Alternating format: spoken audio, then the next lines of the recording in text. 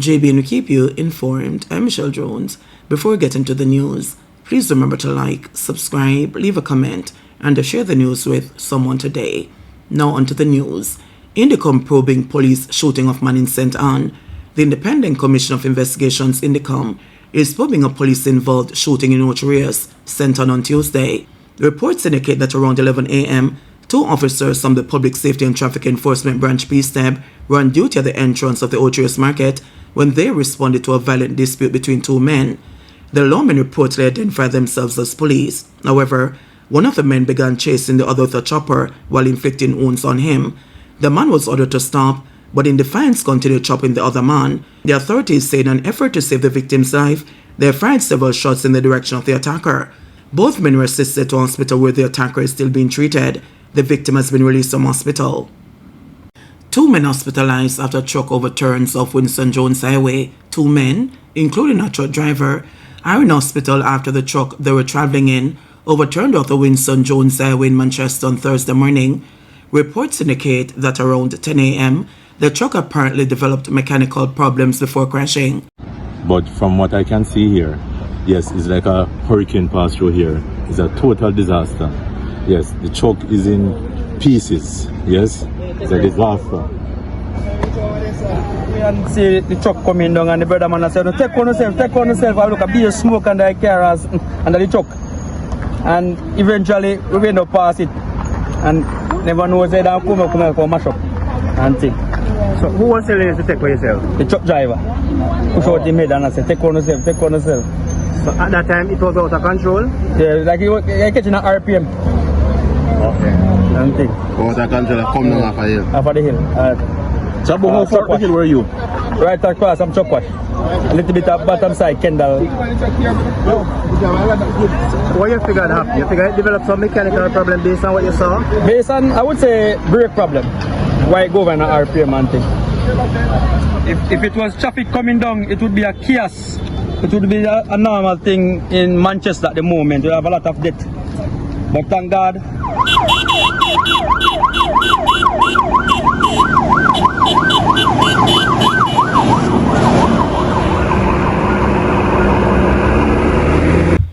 Passers-by pulled the injured men from the wreckage and they were later transported to hospital by police. Firefighters also responded to the scene. Both men remain in serious but stable condition. Action reportedly being taken against cops seen destroying sound system equipment. There are indications that the police have taken action against the cop seen in a viral social media video destroying sound system equipment at a party. The incident happened at a street dance in an area known as 33 Lane, located off Waltham Park Road in St. Andrew last Sunday, the police have disclosed. Details of the action taken will be shared shortly, a police source said on Wednesday. The video shows the policeman, believed to be a corporal, walking over to a stand housing the musical equipment and using his foot to kick it over. He then uses his hand to toss another piece of equipment that was nearby. The actions of the policeman triggered angry reactions from social media users who say it will further erode trust between the police and citizens. This police officer thinks his God Almighty is so powerful. Kick over the sound equipment, damage it and destroy property just because him tell him to lock it off and them don't lock it off. One user charge. You feel that you as a police officer must do as a wish and please the citizens, and you see him want information from citizens to lock up criminals. It no go so, the user added, demanding a full investigation into the cops' conduct. The Independent Commission of Investigations, Indicom, the agency established to probe misconduct by the security forces, acknowledged that it is aware of the video and is concerned about the actions of the policeman. It said no one has come forward to make a complaint and appealed to the person who recorded the video as well as those who were affected to contact its New Kingston office. In the meantime, the People's National Party PNP, in a public statement on Wednesday, called for urgent attention to ensuring mutual respect and regard between the police and the entertainment community, especially event promoters and sound system owners and operators. The statement was issued by Dr. Deborah Gordon, opposition spokesperson on culture and creative industries, who cited the viral video. The damage to equipment that was witnessed in that video is unacceptable, and if verified, it demands serious action from the police high command, said Gordon. Lifeguard charged after allegedly robbing villa guest in Trelawney. A lifeguard has been charged by police after allegedly broke into a villa in Trelawney and stole items belonging to guests staying there. 38-year-old Anthony Maraj, of Care Park District, Duncan's Trelawney, is charged with burglary and larceny following the July 19 incident. The Falmouth police say about 11:30 p.m., a woman and two teenagers who were guests at a villa locked their quarters and returned to bed. The woman was later awakened by someone's presence and saw a man in the room going through her belongings. The police say she made an alarm and the man ran out of the room and escaped through the kitchen door. The other occupants of the villa woke up, checked their belongings, and discovered that their properties, such as laptop computers, cell phones, and bank cards, were also missing. A report was made to the police and an investigation was launched. During the investigation, closed-circuit television footage was viewed, which reportedly showed Mirage as a suspect.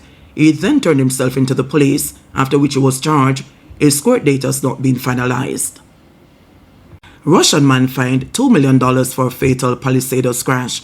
The Russian national caused the deaths of 4 people in a December 2022 car crash along the Palisados main road in Kingston, has been given 7 days to pay $2 million in fines or serve 3 months in prison. 53-year-old Alexei Zaystev was signed today by Justice St. Pius in the Home Circuit Court after pleading guilty to 4 counts of causing death by dangerous driving. On December 11, 2022, a motor vehicle driven by Zaystev collided with a taxi in which 2 men and 2 women were traveling. Rose Roberts Banton, 54 years old, Zachary Eslop, 18 years old, Delroy Grant, 53 years old, and Camille Grant, 53 years old, all of Seaview Gardens in Kingston, died as a result of injuries they sustained in the crash. Zaystev was fined $500,000 on each count, amounting to a total of $2 million to be paid within 1 week. In his plea for leniency, Zaystev's attorney, King's Counsel Peter Champagny, asked the judge to take into account several mitigating factors, which include the fact that the victim's relatives had expressed the desire not to see Zaystev imprisoned.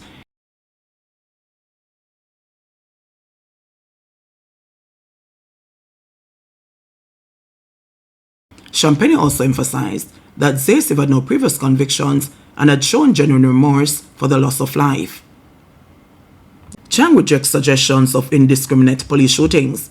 National Security Minister Dr. Horace Chang has dismissed suggestions that members of the police force are indiscriminately shooting people during targeted operations. While murders continue to decline, police fatal shootings have increased this year compared with 2024. There have been 189 police fatal shootings since the start of the year, equaling the total number of such incidents recorded last year.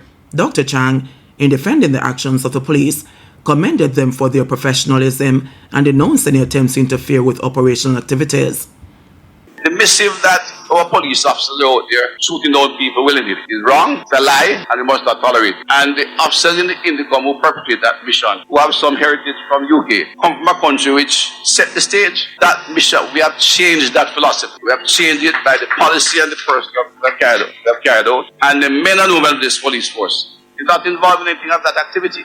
And I find it very annoying, a little bit, that people are still buying that message. And my comment today is very simple. Nobody in the society, at any level, whether press, judiciary, priesthood, or otherwise, have the right to instruct the police in operation. Absolutely nobody. They are law enforcers. If they reach, they will be investigated. But nobody have the right to instruct them how to perform their operation. Body cameras is part of the police equipment. Therefore, their deployment is the responsibility of the police. Indicom is an independent body. They have no right to tell the police how to police. And they don't have the skill set to do it. What they're supposed to do is investigate where there's a perceived error. And if the police interferes with in their investigation, the police will be held accountable. And that is what they should do. And nobody interferes with their operation. There is no interference in the ability of Indicom to investigate any case. They have no right to tell me how to run the operation. By the point we go that the police are not hoping to make noise to run the police, they hope to kill them. But that their police are better trained, better equipped, and will take them out when they engage them. I have no pause for that. Better way. Finding the killers has proven very effective by the police, and because they have the intelligence, they are equipped, and as the commissioner says, a policy of focused deterrence, which means getting the right intelligence, identifying the killers, and going after them and tracking them down. But there are also a few behind it who organizes the killers, who seek to engage young men and divert them into criminality. And I want to say from this platform, the police is aware of them. They know some of them. They think they're smart and they stay far from the trigger. But when they catch them, we'll get sustainability and a low crime rate when we get rid of them out of the society. He was speaking Wednesday at the official opening of the Stony Hill Police Station in St. Andrew. JBN will keep you informed.